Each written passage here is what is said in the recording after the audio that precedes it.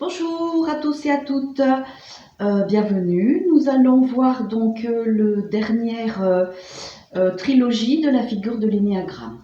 Voilà, donc nous avons vu les centres du 9, nous avons vu le centre du 3, aujourd'hui nous allons voir le centre du 6. Voilà, donc aujourd'hui nous allons voir les manteaux. Donc les manteaux, comme d'habitude, regroupent 3 numéros, le 5, le 6 et le 7. Chacun a son petit nom, chacun a sa personnalité qui lui est propre.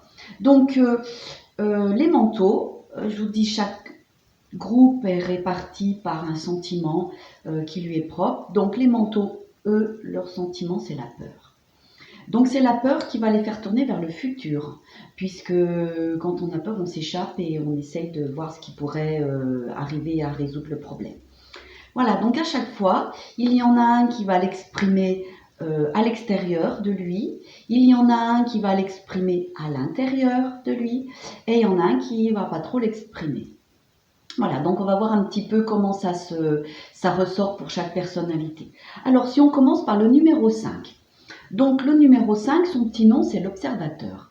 Pourquoi? Parce que lui a peur et c'est celui qui va l'exprimer la plus forte et qui va l'exprimer à l'extérieur. Donc lui, en fait, il va penser sans cesse. Je vous rappelle, ce sont des manteaux, donc eux pensent.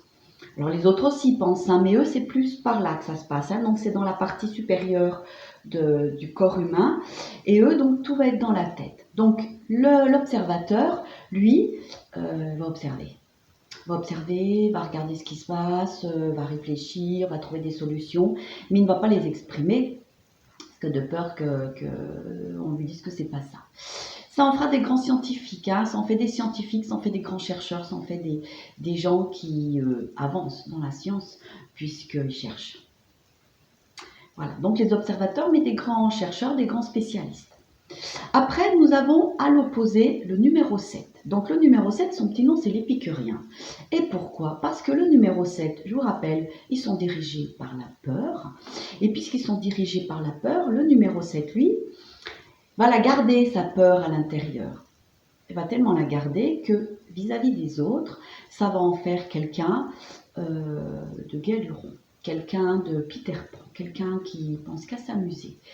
Tellement à s'amuser que en fait, voilà, c'est quelqu'un qui a 1000 idées à la seconde, mais qui a quand même peur. Hein. C'est une peur intériorisée, et pour ne pas la montrer, va se montrer très gai, enjoué, plein d'idées. Voilà, donc ça, c'est ce qu'on appelle l'épicurien. Et puis après, vous avez donc le numéro 6. Donc le numéro 6, c'est celui du milieu, et c'est celui qui, comme les autres centres, ne saura pas s'il doit l'exprimer, sa peur, ou ne pas l'exprimer. Ça veut dire que c'est quelqu'un qui va être sur ses gardes, souvent, parce que si je l'exprime, qu'est-ce que je risque? Si je ne l'exprime pas, qu'est-ce que je risque? Et à force de prendre, de réfléchir et de prendre le pour et le contre, ce sont des gens qui restent loyaux.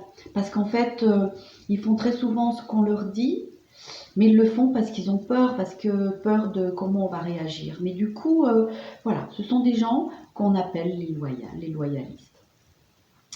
Voilà, donc du coup, vous avez 3 types de personnalités qui sont enfermées dans leur mental.